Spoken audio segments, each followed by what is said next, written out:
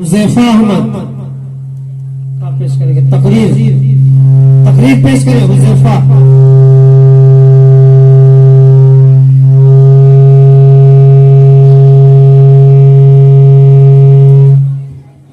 السلام علیکم ورحمۃ اللہ وبرکاتہ.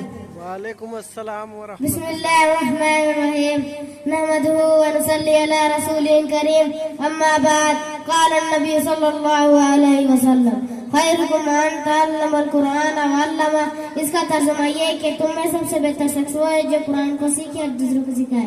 سامعین کرام، قرآن کریم دنیا کی مقدس ترین کتاب ہے جسے اللہ تعالیٰ نے اپنے آخری پیغمبر پر نازل فرمایا. قرآن کریم سے پہلے دنیا کی جو حالت تھی وہ ناقابل بیان ہے، لیکن یہ قرآن پاک کا معاوضہ تھا کہ اس کے آتے ہی دنیا میں انقلاب آ گیا.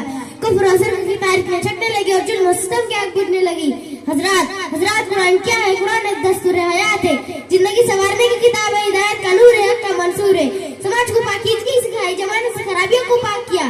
قرآن آیا تو ڈاکہ ڈالنے والے ربر ہو گئے، قاتل جان کا محافظ بن گیا، ظالم حنزیر بن گیا، بزدل مت والے بن گئے. جو قطرہ تھا وہ سمندر بن گیا، اور جو پیاسا تھا وہ ساقی بن گیا، اور جلوا تھا وہ فارس بن گیا. سامعین حضرات، قرآن وہ مقدس کتاب ہے جس کی عظمت و برکت کا اندازہ نہیں لگایا جا سکتا. یہ قرآن کی برکت ہے جس نے حضرت بکر کو صدیق اکبر بنا دیا، حضرت عمر کو فاروق اعظم بنا دیا، حضرت عثمان کو غنی بنا دیا، حضرت علی کو حیدر کرار بنا دیا. خلاصہ یہ ہے کہ جو قرآن سے جڑی وہ مقدس ہو گئی.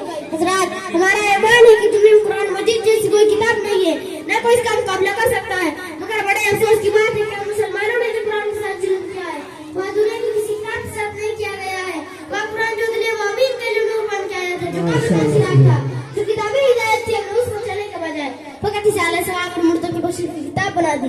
لہٰذا میرے بھائیو، اس کی عظمت کو پہچانو. میں اپنی بات کو یہیں پر مکمل کرتا ہوں. آخر دعوانا ان الحمدللہ رب العالمین.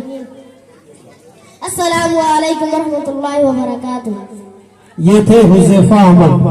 اب کلمہ اور دعا کے لیے عامر حسین کا گروپ.